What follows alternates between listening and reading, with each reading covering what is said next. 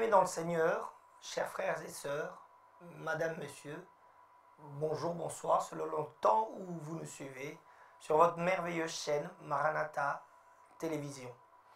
Voilà, nous sommes dans votre émission Je médite, qui j'espère est votre émission préférée, un moment où nous partageons la parole de Dieu et nous prions ensemble.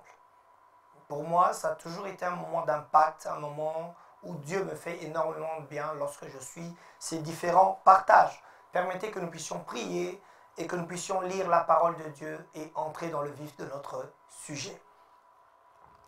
Seigneur Dieu notre Père, Dieu d'amour, Dieu de grâce, Dieu bienveillant, Dieu puissant, Dieu glorieux. Il n'y en a point comme toi. Et c'est le nom de ton Fils Jésus que nous voulons glorifier en ce temps. Merci de rendre un cœur disponible. Merci pour ton esprit, disséminé au travers de chacun, au travers de ces ondes, au travers de ces instants. Que tout soit pour ta gloire. Permets notre enrichissement spirituel et notre épanouissement total. Que tout l'honneur et toute la gloire te reviennent encore. Au nom de Jésus-Christ, nous avons ainsi prié. Nous disons Amen. Voilà, nous sommes dans l'Épître aux Philippiens, chapitre 1er, à partir du verset 19. Je lis la parole au nom de Jésus.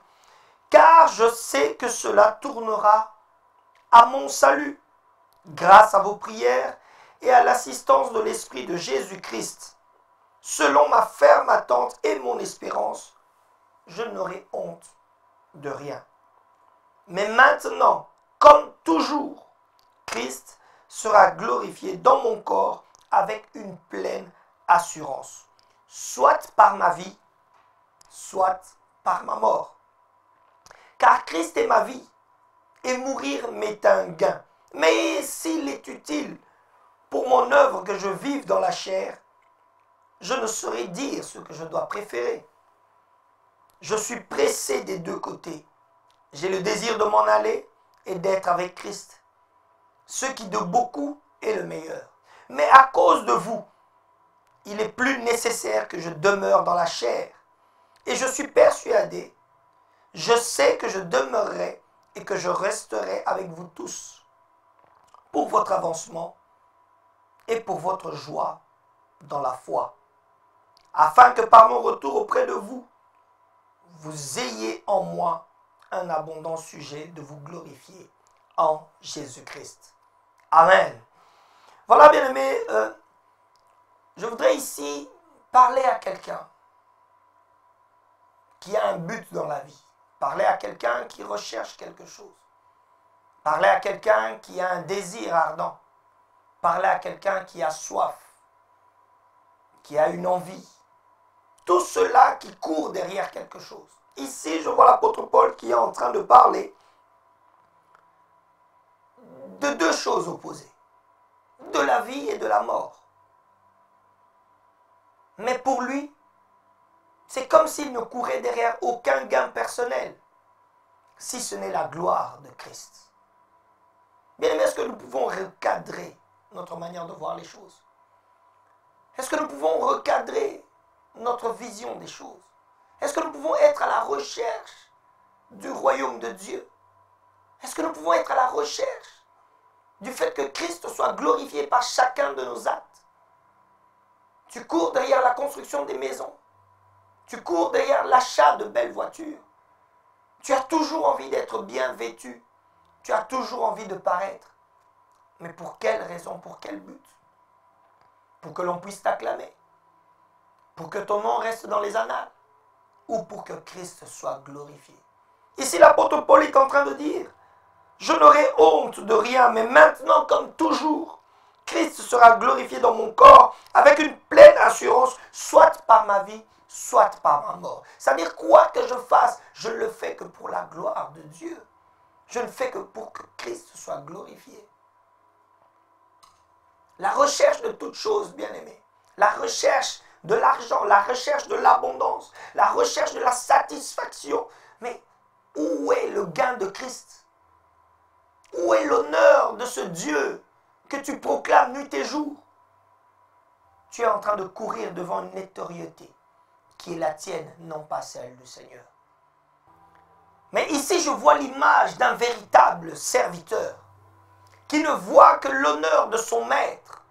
Beaucoup travaillent, mais veulent être vus personnellement. Mais ici, je vois l'image d'un serviteur qui non seulement veut que son Seigneur soit glorifié, mais également est au service de ce peuple que Dieu a mis au devant de lui. Tu as une famille que tu dois servir par la prière. Tu as des hommes et des femmes pour lesquels tu dois te battre. Oui, je te parle à toi. C'est toi qui es la source. Non, non pas la source, mais c'est toi qui es l'élément que Dieu veut utiliser afin que des hommes et des femmes soient sauvés. La Bible dit ici, je suis pressé des deux côtés. Non, mais au verset 22, mais s'il est utile pour mon œuvre que je vive dans la chair, je ne saurais dire ce que je dois préférer. Je suis pressé des deux côtés. J'ai le désir de m'en aller, d'être avec Christ. Car c'est mon amour véritable. Ce qui est de beaucoup le meilleur. Mais à cause de vous, il est nécessaire que je demeure dans la chair. C'est-à-dire que c'est comme si Dieu t'oblige à rester là. Et effectivement, tu es la sentinelle de ta maison. Tu es la sentinelle de ta famille. Tu es celui que Dieu a choisi afin que des hommes et des femmes puissent être avertis. Penses-tu que Dieu t'a tiré de cette situation, de cette boue dans laquelle tu étais, afin que tu ne puisses rien faire? Tu dois te révolutionner, mon frère. Tu dois te réveiller. Tu dois te lever parce que Dieu a besoin de toi. Ne cours pas après ce qui est futile. Ne cours pas après ce que la teigne peut ronger, bien-aimé. Il est temps que tu cours après le royaume. Il est temps que tu recherches la gloire de ton Seigneur Jésus-Christ parce que quelqu'un doit être sauvé. Que rien ne soit pour toi un gain. Avoir des enfants, ce n'est pas un problème. Avoir une femme, un mari, ce n'est pas un problème. Avoir des voitures et des maisons, ce n'est pas un problème. Mais servir ton Dieu, c'est ce pourquoi Dieu t'a mis sur terre. Et il est temps, bien-aimé, que tu puisses te lever. Il est temps que tu puisses arrêter de courir derrière toutes ces choses. C'est pourquoi je vous ai prié, afin que Dieu puisse mettre en toi ce véritable cœur de service, cette véritable soif, désir, que les autres ne périssent point, mais que le nom de ton Seigneur soit glorifié. Tendre Père, au nom puissant de Jésus, nous venons prier. Nous venons prier pour un bien-aimé, nous venons prier pour nos cœurs. Nous venons prier afin qu'une vie ne soit pas perdue. Nous venons prier afin que les cœurs ne soient pas tournés vers tout ce qui brille. Nous venons prier afin que le nom de Jésus-Christ soit glorifié. La Bible déclare que lorsque vous priez, dites notre Père qui est aux cieux.